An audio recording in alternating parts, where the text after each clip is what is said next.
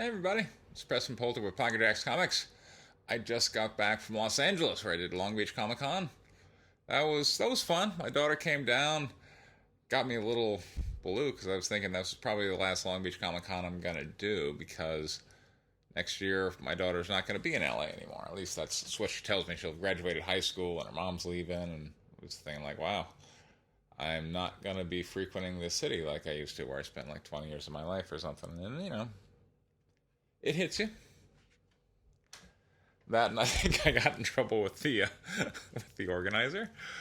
So it's a combination of I can't and I won't. So there you go. But that aside, I took some stances that I thought were pretty mild, but garnered considerable heat on Twitter.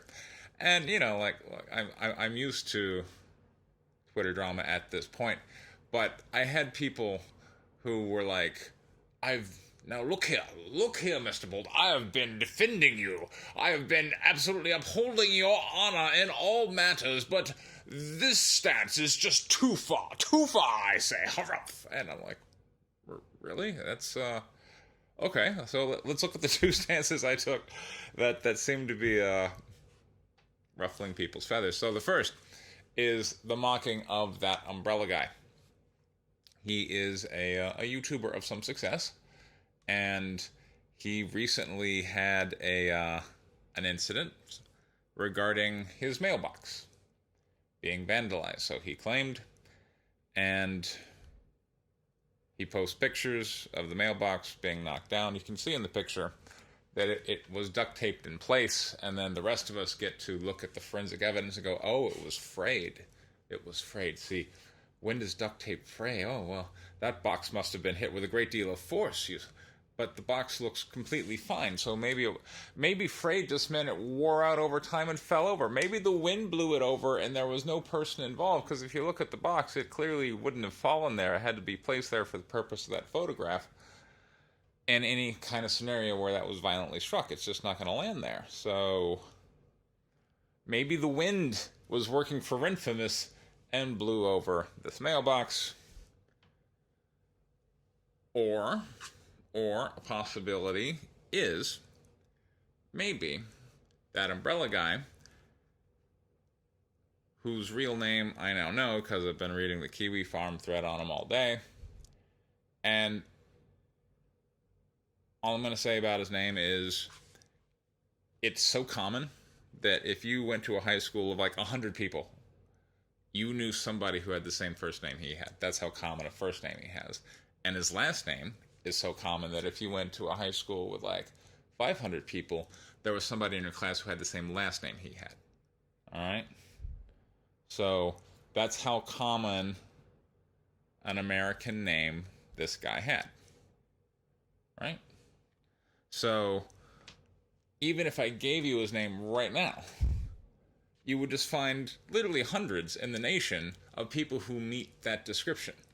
So from there, you would have to further play the detective, and in order to trace down, well, which of these particular John Smiths am I looking for out of the 5,000 John Smiths in the United States, and then, oh wow, lo and behold, you need personal details like the birth date. Oh, but that umbrella guy himself posted his own birthday. Oh, so use that birth date. How many John Smiths were born on that day? Oh, one.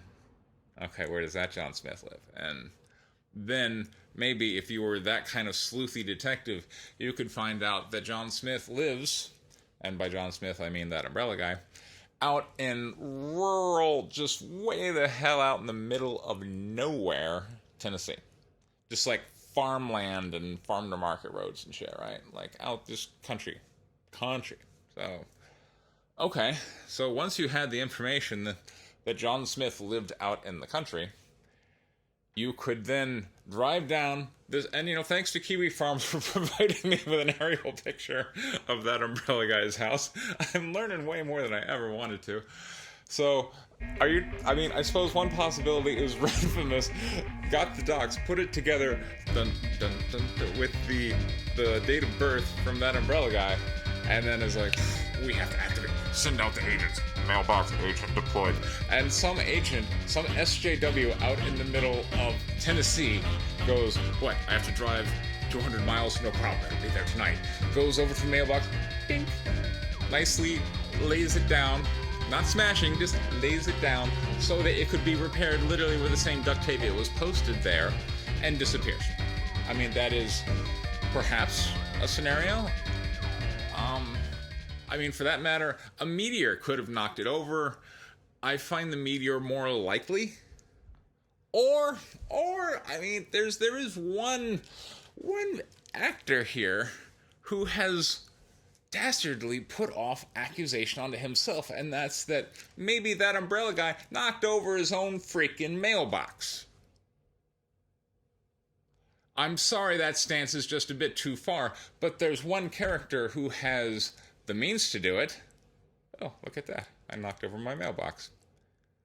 The motivation to do it. Now, let me go on and have a GoFundMe. Oh, here's my book. Piss off the SJWs. I'm a martyr in the culture war. An opportunity.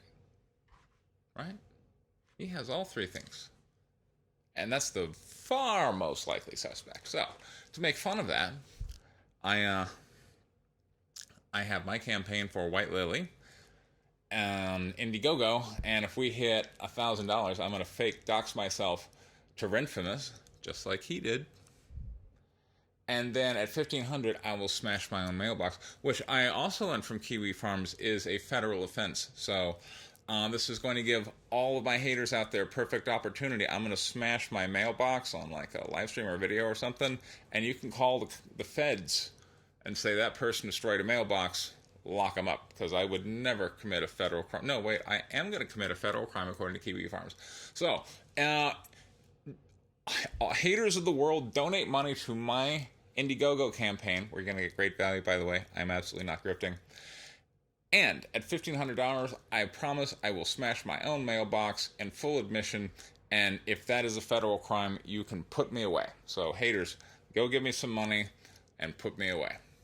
There you go. That's my challenge. And apparently that's very controversial. I don't know why. That's very controversial. Just so you guys know. Just in case you had a clue. But let's see, what else we got? So Tinfoil Hat Nick of posting pictures of my face with dildos, avid member of War Campaign, he and Ethan are having a on again, off again love spat. I'm confident they're going to put it back together though, so don't worry about that. But he posted a link to the creator. I don't even know who the hell the creator is. That's how little this factors on my radar. Like, I don't know. All I know, it was Tinfoil Hat Nick posting book campaign, and I noticed it had no color, and the artwork looked pretty crude. And there's something about Comicsgate books is they just tend to say, you know what, F the colorist. Black and white is all you need for this brilliant story I've just spun out of whole cloth in 2 days. You know, because it's art, and that's why you should love it. And that's exactly the kind of books Nick is posting here. Just like, oh wow, the thing that makes this book great is the identity that you're buying it from. You're buying it from Bubba out there in Tennessee. He came up with this great story. Okay, whatever, yeah, right? Congratulations to that umbrella guy. I'm sure you're just a literary genius, and as is this book. I'm sure it's just an absolute work of, Faulkner-style literary genius. But the artwork looks like poop. I mean, look at this. Look at this right here, okay? I don't know exactly what that's supposed to be. Is that a woman supposed to be standing in a pool of either ink or crude oil? Because if so, this is an unusual story. I can't wait to see it. There's no shading in that image whatsoever. There's no light source. Like you would go, oh, where's the light source? And then I'm going to shade it. There's no shading at all. And it doesn't, the face don't even look good. The whole thing, it looks so sophomore in high school. It's horrible. And so I commented my thoughts along those lines and pointed to, this is the logical result of promoting people based on their virtue and status in your little tribe than merit. Here it is, right there. And oh boy, if that didn't just fire off the Twitter storm. So there was much harumphing. To all my allies whom I have offended on these two positions, I do sincerely apologize. That was not my intent. At the same time, I will say provocative things. That is who I am, and I'm not going to change that for you. So, if you love me when I'm with you, you got to stay with me when I'm not. Or, I hear Ethan and that umbrella guy needs some more people on to sub and give him super chats. So, off you go. It's on you. Anyway, I'm dropping a link down in the description for White Lily number 3 so that you can send me to jail. I will commit a federal crime and post evidence right here on YouTube. Thank you guys so much. This has been Preston Poulter with Pocket Jacks Comics. Thank you very much for your time.